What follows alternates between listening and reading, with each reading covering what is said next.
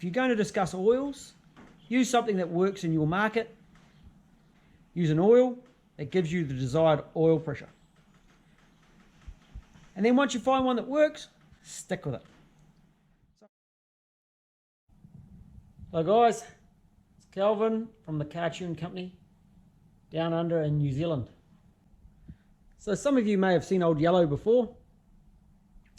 It's just had another loom fitted up on it. Yet another. Yeah, there's some wiring in there. You can see that wiring, eh? Yeah, good. Yeah, it's definitely wired. Anyway, I ran an oil pressure sensor into the ECU and I found some disturbing news. So we're going to discuss what I found today. I've always run Old Yellow on the factory oil pressure switch. It's been fine. The light's always gone out. I'll show you. Oil pressure switch running up to the test light into a power supply. We're good. So this is now my oil light. I power her up.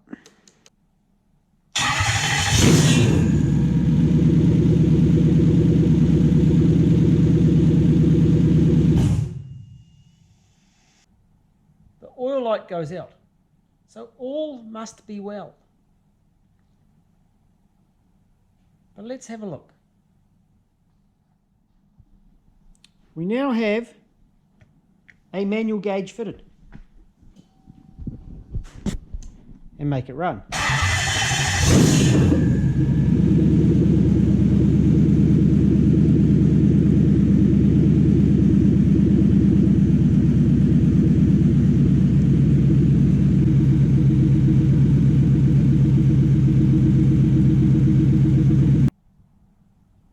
Did you see that? It doesn't register. That's bad. I'm going to get a second opinion on this. The pressure sensor light was fine. I happen to have a link ECU connected. I can bring up the proper PSI in a big red thing on my laptop. So let me make another change. Pop one of these in there and let's see what happens. I'm back. I have a sensor fitted. I have a screen which will give me oil pressure in PSI. I still have my oil light, but now it's by the ECU. Same deal, let's start it up.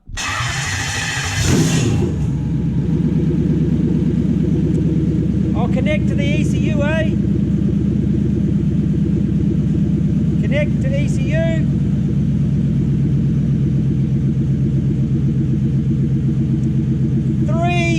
PSI. 3.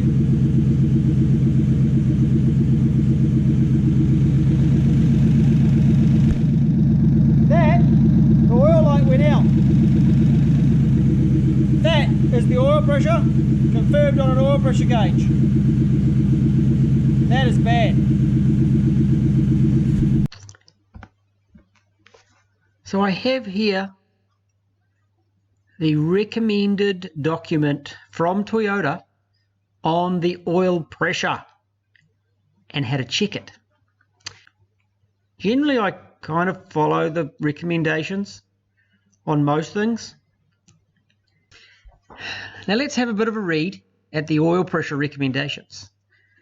Check engine oil quality.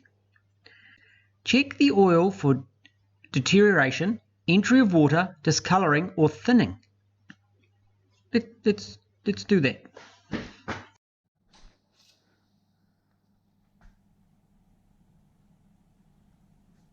It's spotless. It's slippery, golden, clear. All looks good. And it's a little bit low from changing all the sensors, but it's sitting about by my thumbnail. If the quality is poor replace the oil.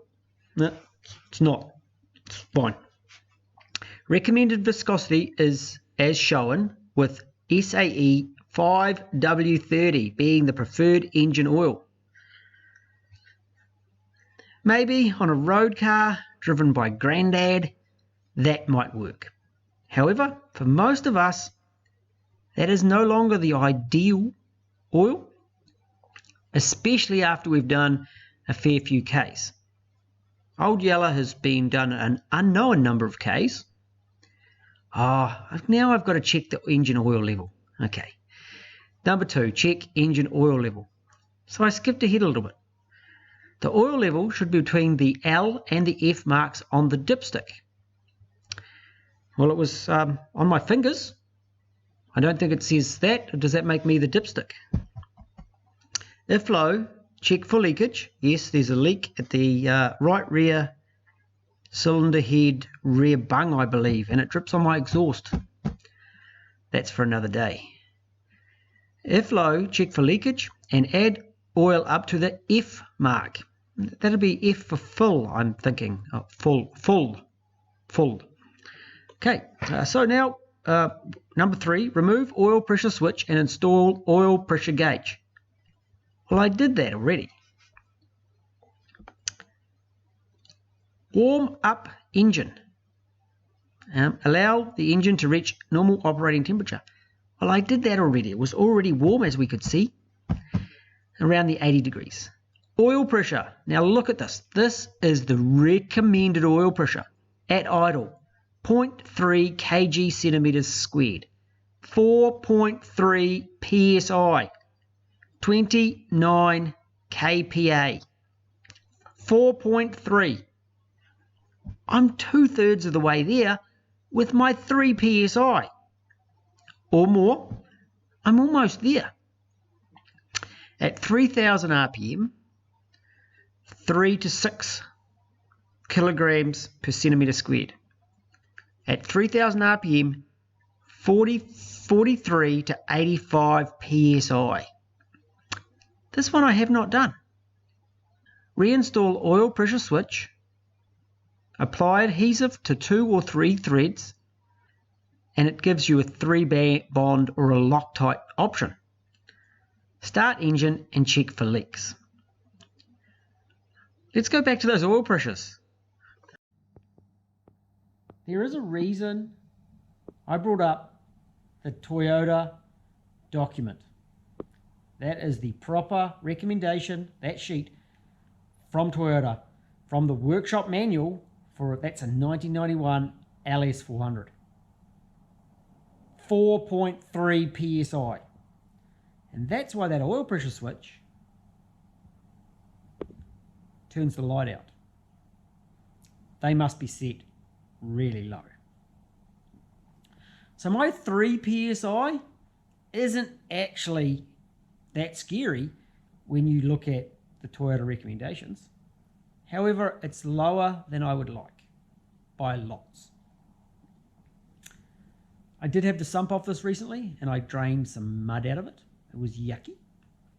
And we've given it a clean and it went back together with some oil. I don't even know what I put in it. I really didn't think you'd believe me if I said 4.3 psi. I don't believe it. I would normally want about 15. If they're modified, I'd certainly want that much. But what I'm going to actually do now is I'm going to drop whatever oil is in this and change to some new oil. We're going to monitor it. Probably tomorrow when it's light, because it's getting dark and I don't want to scare the neighbours. The neighbours are cows, by the way, not people neighbours. My nearest neighbours are more than 2 k's away, so we're okay there. Now this is a subject I have been avoiding. It's the what oil should I run in my 1UZ? It's a terrible question because everybody has their own particular brands. what I recommend, you use an oil that generates suitable oil pressures for the use that you're putting your engine into. Toyota set a 530. And that's, as I said, probably fine for granddad who never revs it over 3,000 RPM. Probably going to be fine. And there's millions of cars running on a 530, just fine. And that top end weight means better fuel economy. Now, if you're in the back blocks of Africa, a basic 1540 or maybe a 2050, because it's available. It's easy to get your hands on. If you need more, you can generally get it. Or you can pop down and use some lawnmower oil or something like that. Because someone's going to have something brown and slippery to put in that engine. When you get home, you can always change it, but it'll get you home. My preferred oil is a 1050 Penrite. Lots of zinc, and they come up really nicely. So right at this stage, I think my best thing to do tomorrow is to throw some plain old, I don't have any 1540. I've got 1040 or 2050, or my Penrite. So I think we'll do a comparison between the 1040. Oh, I've got some 1560. That's some really good oil. I like that stuff too. Not in the VVTIs. Tends to slow down those camshafts just a little bit much. I was looking at some logs the other day on a race car, and I looked at the top end oil pressures. And at 5,000 RPM, it was between 40 and 50 PSI. I suggested they pull their engine down. They have pulled their engine down now, and there were problems inside. So running, if you're in a race situation, your oil choice may be quite different, and you really want something that's going to hold that engine together. If something goes wrong, especially in a race car, you pop them apart. Generally, you want that oil to save the expensive bits. Put some new bearings in it, put it back together, put it back in. And that's why we have this expensive logging stuff. So we can watch that, and you've got a guy who's checking it. Probably more than this video really needs to apply. I'm draining some oil. We'll be back tomorrow. We'll put some oil in it, and we'll recheck some oil pressures. And if that doesn't work, we might have to do a video on putting new bearings into old yellow. Nah, we'll just keep going. When I put the factory switch in it, the light goes out. It's all good. And it's still got 3 PSI. We are back. Engine has new oil in it. We ran a 2050 Royal Oil. Let's make this thing go. I've got to do some setup at the same time, but I've got the screen to check the oil pressure when it's cold. Let's go. 15 degrees, no oil pressure. Engine isn't running.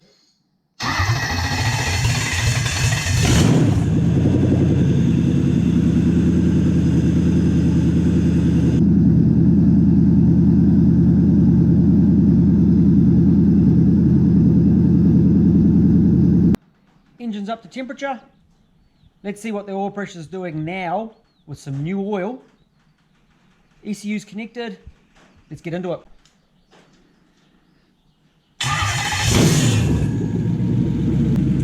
Look at that. Oh, temperature's not all the way up though. But already we've got more oil pressure than we did.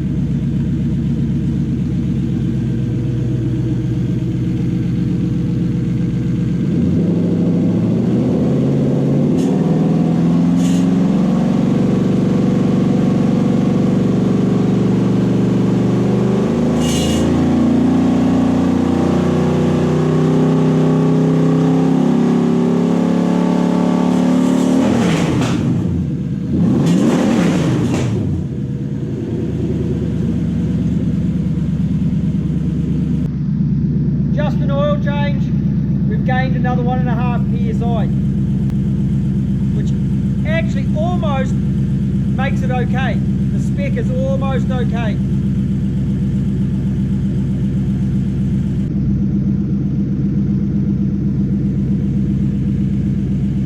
I would want at least double that, if not triple that.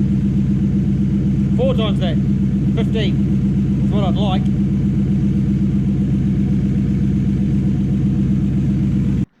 So with just an oil change, we've got more oil pressure. Still really low, but it is just my test engine at the end of the day. But it's pretty much within spec now, that 4.3 psi. That's ridiculously low for oil pressure. So the whole point of this is to show you that the oil pressure spec is really low. And 2, if you're going to discuss oils, use something that works in your market, and that could result in different oil pressures. So that's where you're going to see the difference. Use an oil that gives you the desired oil pressure. And then once you find one that works, stick with it. So I hope that was somewhat helpful. I'm not going to pull old yellow apart. It's going to keep going.